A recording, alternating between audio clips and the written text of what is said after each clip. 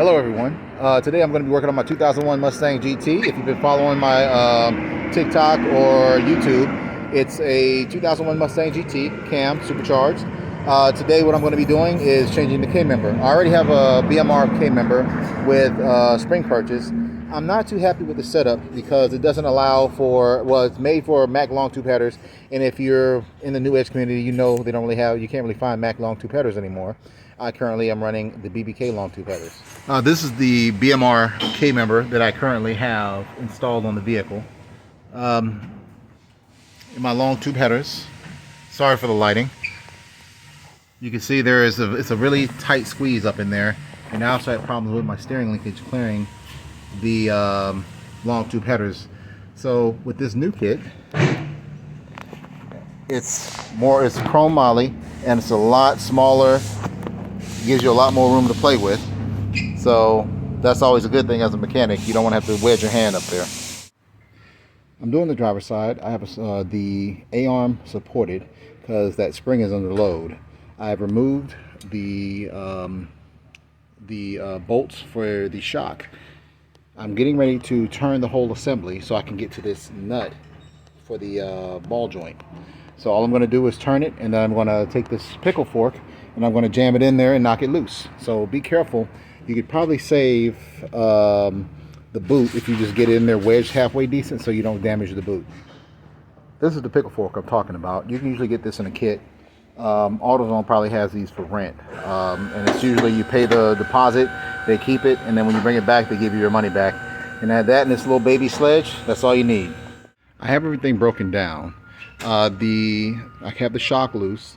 I'm getting ready to remove this lock nut or the castle nut for the ball joint. You want to make sure that you have the spring still supported. So it's on there, but it's not like super tight, but there's no room for it to give because these are lowered springs. So if you have a vehicle, if you have a Mustang that's not lowered, there's going to be a lot more load on that spring, and you have to be careful of that kinetic energy that's stored in that spring. If you look here, everything is all ready to go. You have to be aware that your brake lines here, I've done this enough times to where I'm aware that where I'm putting too much stress on the line or not. If you're not sure about it, just go ahead and remove the brake caliper and let them hang. That way you don't have to worry about that, and maybe even remove the ABS line right here. I have the castle nut removed. Now I'm going to reinstall the bolts into the shock, into the hub assembly. That way now the hub will be hanging on the shock and it won't be supported by this A-arm anymore. And that way I can go ahead and knock the A-arm off. I have the pickle fork halfway inserted, and well, I've already given it a couple whacks to kind of get it in there. And you can see the placement of it. You always kind of want it wedged down so you can kind of get a good hit on it. I have the assembly turned to the right now so that they'll expose it. You want to make sure everything's clear. I have the support a little slack left in it where it'll move, but I don't want the whole thing just to drop down all of a sudden once it comes loose. The A-arms have been released from the hub. Everything's good to go. Now I can start working on the K-member itself. The next thing I'm going to do is remove this steering linkage. So when you take off the steering linkage, once you get it off, I would lock your steering wheel. That way you don't have to worry about the linkage making a turning 180 or 360, whatever. It only goes on one way, but if you make a full loop, now your steering is out of timing, and you run the risk of messing up your ABS and your horn. Like basically, if it goes too far left or too far right, it'll break the little spring that's in there, and you're going to get all kind of trouble codes. I'm getting ready to remove the steering rack. This one on this particular kit, it already has little rods that go through it. So all I got to do is remove these screws. On a traditional one, you'd have, it'd be like a cylinder that goes through it, and then you have a long bolt that goes all the way to the other side. With the new kit, that's kind of going to be the same deal. I have the bolts removed, and the steering linkage is also removed.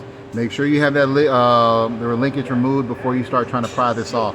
So now I got to get it to come forward a little bit.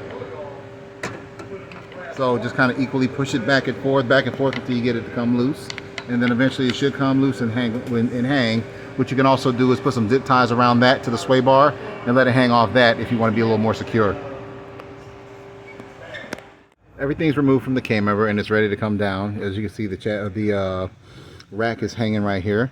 I have the support underneath the transmission at the bottom of the bell housing, which is arguably like one of the strongest points of your transmission. I wouldn't put like entirely too much weight on it. You just don't want to stress it. But as you can see, there's a little space between there, which shows me that there's no load on this K-member. So when I drop it down, it should come down freely. When I bring this down, I'm going to have to take these motor mounts off in order to install the K-member, the motor mounts that come with the AJE setup. I finally have the BMR K-member removed. As you can see, it's a very well-built kit.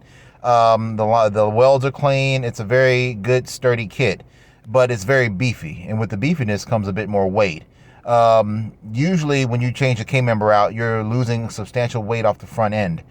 This kit the K-member itself probably weighs about 30 pounds as opposed to this AJE kit weighing about 20 pounds. And it's made with tubular chrome moly, which makes it a lot lighter. It also gives you a lot more room to work underneath the car. I just removed the motor mount from the driver's side, and so this will be the replacement motor mount. The actual urethane, like on this one, it's sandwiched between the two pieces of metal. On this one, this part right here will be riding on it. The AJE system, the AJE K-member kit is a modular system. So basically, if you decide you want to do a 5.0 swap or you want to do something else, or even an LS swap, all you got to do is replace this bracket and it'll fit directly up to the joint on the AJE kit. I pulled the dipstick tube up just a little bit to give me a little slack. And I got the motor mount right behind it, so it shouldn't be too hard. The new motor mount is installed. The oil dipstick is back in place. You might have to persuade it a little bit. I just used like a little punch and a hammer and just tapped it back down. It shouldn't take too much force. And I'm getting ready to put a little 8mm screw back in and good to go. I now have the passenger side on as well. This one was a little bit more straightforward. They're all 13mm sockets. This one right here with when you put the nut back on top, that's a 14mm, and that applies on the other side as well. This one is very close to the starter.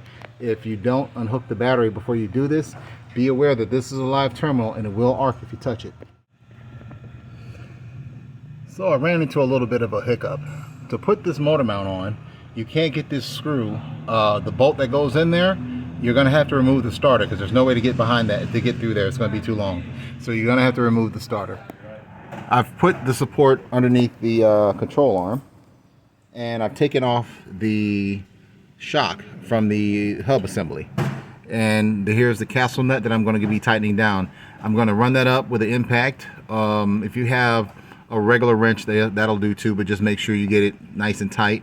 You want to line this hole up on the castle nut to the actual slots so that when you put your cotter pin in, it locks the nut down so it won't back off on you, just in case.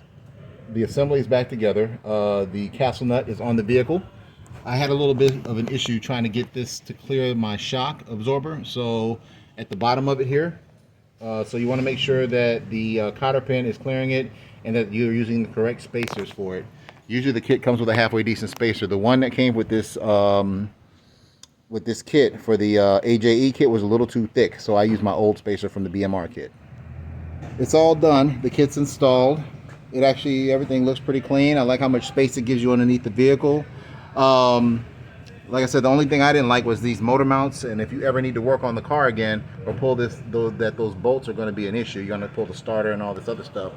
Of course, the alignment is all messed up, so it's the wheels are a little toed out a little bit, so I'm just going to eyeball it and get it to a good alignment shot. So I hope you guys enjoyed the video, and I'll see you when I see you.